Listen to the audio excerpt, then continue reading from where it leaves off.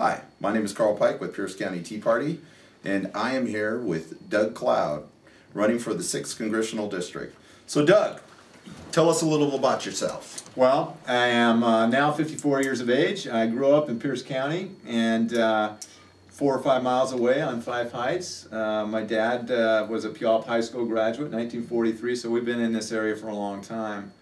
And you know, things have changed a lot, but my feelings about what I want to do with my life and with this country really haven't changed since I was 8 or 9 years old. Do you have any kids?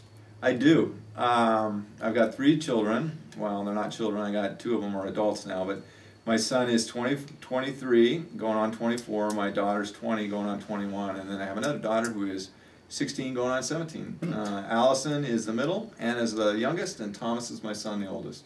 And what do you do for a living? I'm a lawyer. I've been a lawyer for almost 30 years now, mainly in the Tacoma-Pierce County area. Although I also worked in Kitsap County as a prosecutor, deputy prosecutor for a while, a couple of years there. Now, did you go to Washington State here? I went to the University of Washington. I graduated with a degree in economics in 1980, and then in 1983 I received my law degree also from the University of Washington.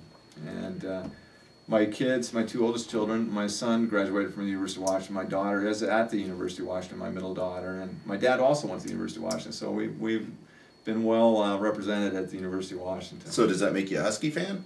Of course, but I also like the other team in the state at the Division I level, the Washington State Cougars, because so many kids from Pierce County, you know, I follow the Pierce County athletes because, you know, I've lived here all my life, essentially, so I'm always interested in them, and a lot of them go to the Wazoo Cougars, so I watch, so I'm kind of a fan of them too. Okay, so as you know, we're with the Tea Party. There's a lot of Tea Party people going to see this. So we have a lot of principles like property rights, fiscal responsibility. Could you tell us a little bit how you will affect things like that? Well, it's the fundamental issue of the day. I mean, are we the master of our fate? Are we the captain of our future? Or are we dependent on somebody else to make those decisions? You know, that's really what it's all about, and that's what I made that reference to. My views really haven't changed since I was 8 or 9 years of age, and I'll tell you a little anecdote about that.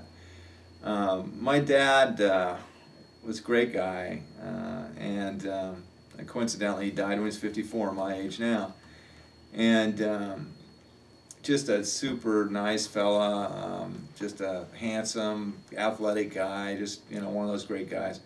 But anyway, he had this thing because he was a child of the Depression. And he said, you know, he told me about the Depression. He said, you know, the Depression broke his dad's spirit. He never came back from it. And my dad said, you know, you have to realize, Doug, and he said this from the moment I can remember almost things about from my youngest days. He said, the world does not owe you a living. It just doesn't. And he repeated that to me, you know, all the time, and that's the way I was raised. And so I've been working since I've been 7 years of age, and literally. I'll never forget the day I started that. I was riding my bike in our yard, and some guy comes by and he puts a newspaper in our mailbox, and he sees me over there riding a bike. My mom's out in the yard, and she says, "Hey, you want to deliver papers?" I looked at him, I didn't want to deliver papers, and my mom said, "Yeah, we'll do it." So I was a paper boy. And coincidentally, I didn't leave the paper business right away because my dad, once again, got me a job when I was 8, going around to the neighbors, knocking on doors to get newspapers, old newspapers, recycling. And I got a penny a pound for them. And this is really where my interest in politics started because, as you can imagine, being an 8-year-old kid and going out and, you know, knocking on doors, "Can I have your papers?" I mean, that's frightening. But once you get back to the house, then you got these papers, you got to bundle them up. So I bundle them up, but really what I did is I read them. Because I was a kid, right? You know, you want to read, you don't want to work, but so I was reading these papers, you know, 1964, 65, 66 papers, and papers were papers then. They were about this thick, and they're, you know, they were 5 or 10 times as thick with writing, with copy as they are now. And so I would sit there and read there, you know, for, you know, hours when I was out working, and just got me really interested in the world and the politics, and you know, my thought was, this is nuts. These people are nuts. They're running the world into the ground.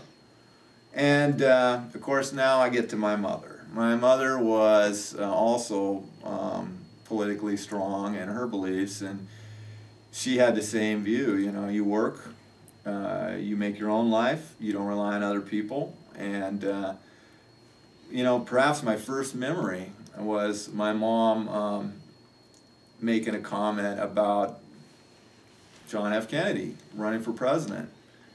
And she was a little dismissive of him. I was about 3 years old, riding in the back seat, and she said something to the effect, with a real sneer in her voice, she said, "I can't believe my friends are voting for John F. Kennedy just because he's good looking." And it just, that tone of voice just stung me.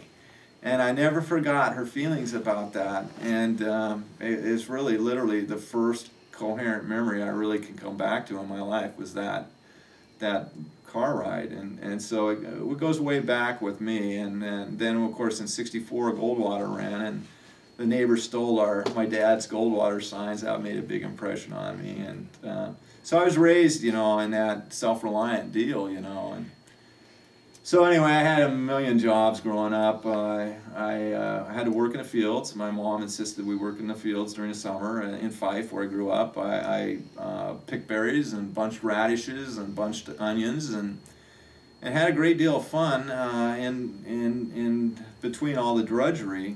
But it was, again, the thing that people don't understand about kids working is they get confident in themselves. They learn they can take care of themselves. And I learned that. I know that I could have taken care of myself from the time I was 16 years of age. And that gives you a great sense of confidence. And in fact, I was working in a factory by the time I was 17. I also worked at a golf course. I spent 5 years in the fields, worked in a golf course for 2 summers. That was before I was 16. At 16, I went into a lumber yard, model lumber in Fife, working for Herman Kleiner. Then I went into a factory, a rubber recovering factory in Federal Way, and then on and on and on, and it's just been a great life that I've had, and a lot of work, but again, work isn't always bad. Now, how does your wife feel about you going into politics and running for an office? I know it's a great deal. I know when you're running for something, you have to have support of your spouse. Well, look, my wife every day complains about it, every day, and points out that, you know, maybe perhaps I'm being a little selfish. However, she gave herself away one time, and so I can just put that aside. One time, and you know, I've been attacked, vilified, all kinds of things, and you got to get used to it. And one time I was really down, and something very, very unfair happened to me, and just my whole belief was shaken momentarily. And so then, of course, you know, as wives do, she just let me have it. She says, "You know what, Doug? You know, you can't let them beat you. You just can't let them beat you." And so I perked right up. You know, I was like, oh, great. She's on my side. Oh, well, that's good. Well,